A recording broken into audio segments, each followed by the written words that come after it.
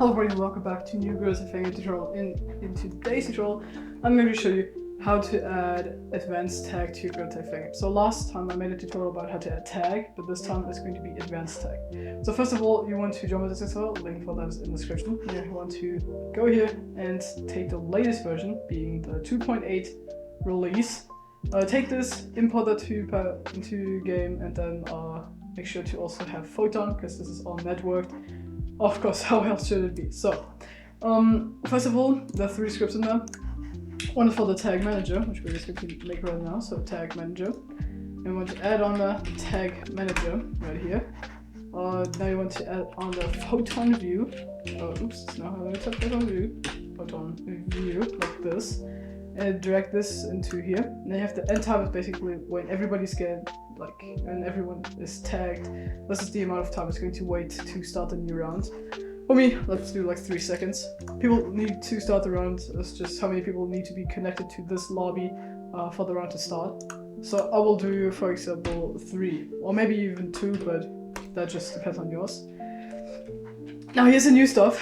It's going to be the queue name and the photon manager. So the photon manager is in here. You have the photon thing here, this thing, and in there is going to be a little queue. I'm not going to show you my app ID, but you guys can see it's all blurred. So you have the default queue right here, and this is basically when this is going to be the one from in here. This is going to enable tag, okay? So let's do like tag or infection or whatever you want. Now, the no-no spot, never do anything in the no-no spots. Yeah, so people even change some stuff in there, which doesn't make sense at all because they're just basically to look at it. So, yeah, don't do anything in there at all. Never ever do that. So, now after we've done this, you want to go ahead to your hands of your Gorilla Player. So I've already done this. You guys just want to make like a sphere on both of those, or a cube, whatever you want to take. You want to turn on is trigger, put the radius to 0.07, and give it a layer that is non-collidable, so your hands do not glitch out. You want to add on the tag script, just basically like this, tag, and you want to make a new tag for the hitbox. So I have the hitbox tag right here, the tag hitbox. Make sure it's the exact same as in here. Then you want to go to your player, in the player prefab, and this is where basically all of the stuff is going to be at. This has a lot of stuff, trust me. So you want to make a new capsule, call it like tag hitbox, adjust it to player size. So for me, I will have this thing. I do not have a player mode right now, so yeah.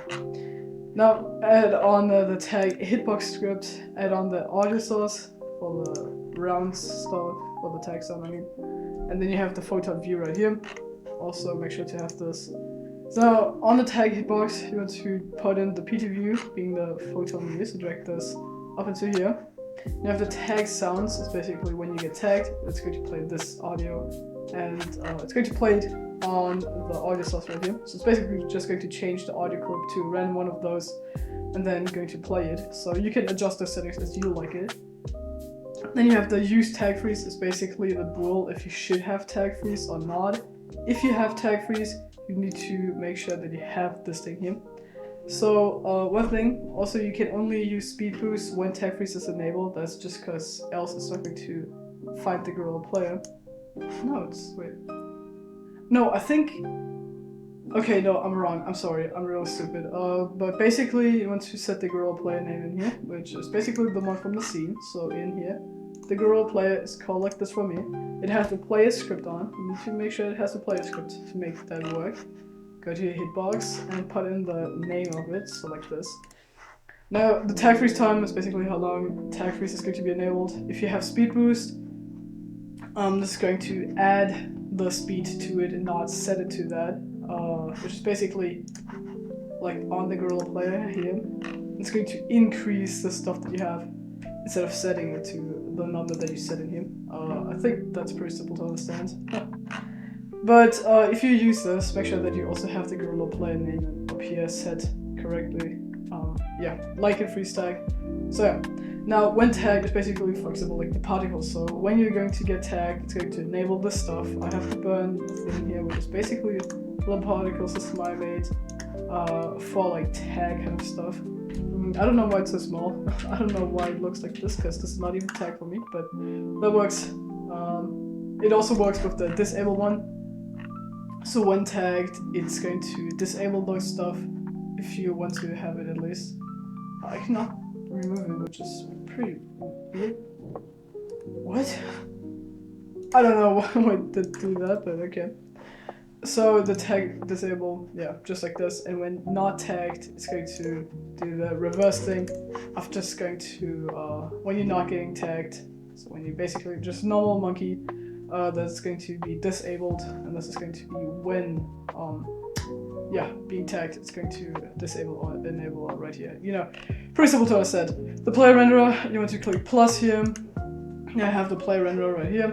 So for me, I'm going to drag in my player model that you would have, but I do not have one, as I said. But I don't know why this is happening. It's pretty weird. But yeah, simple as hell. You have the untagged and the tagged material. Makes sense in it, so you can choose the normal fur as the untagged one, and the tagged one is going to just be the tagged one. As simple as this. I'm using my glass shader. And yeah, this is just going to be the nano spot. You do not need to change anything in there, and this is already going to work. As long as you have the capsule collider with this trigger, the tag on the tag hitbox with the tag that you set before, and also of course a different layer so that you do not just start and fly away. And this is going to work as long as you have the QB on this. But now let's just say you want to have two game modes, so not only tag. There's a game mode switcher in my hub here, so you just want to search for the game mode switcher. Right here, game mode switcher. Download the script here. It was originally made by Butter. I added it so it works in the newest version and added and removed some stuff. So yeah. So basically, you just want to go ahead and make like buttons. So I have infection right here.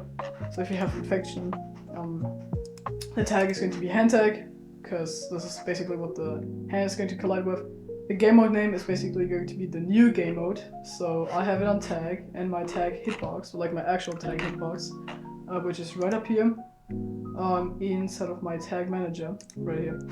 I have it set to tag, so when I click this button, it's going to set it to tag, it's going to enable the tag manager, and it's going to have tag then, I guess, and it's going to join the new room, basically with this. Then you have casual here. Just game mode is going to be casual, and it's going to disable the tag manager. I think you don't even have to disable it, but I'm just doing it to be safe.